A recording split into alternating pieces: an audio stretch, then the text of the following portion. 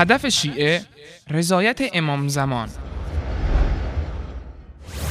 شیعه باید بدونه اعمال من و اعمال شما هر روز به حضور آقا امام زمان عجل الله تعالی فرجه الشریف ارائه میشه. یک کاری بکنیم که امام زمان ما از ما راضی بشه. یک کاری بکنیم که امام زمان ما از ما راضی بشه. بینندگان محترم، این است تفاوت دیدگاه سنی و شیعه.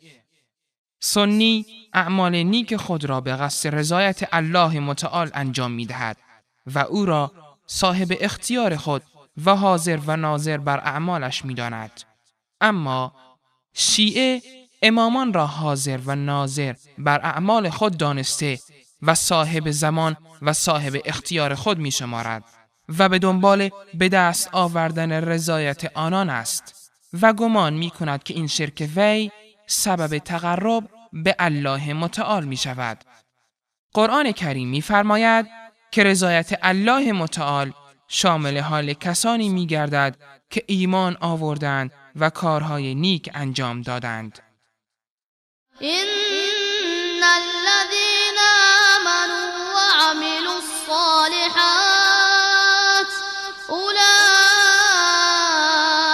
هم خير البرية جزاؤهم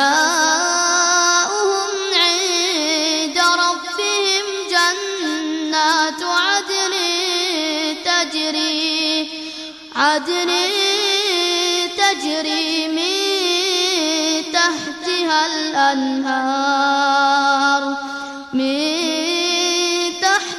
الأنهار خالدين فيها أبدا رضي الله عنهم ورضوا عنه ذلك لمن خشي ربه.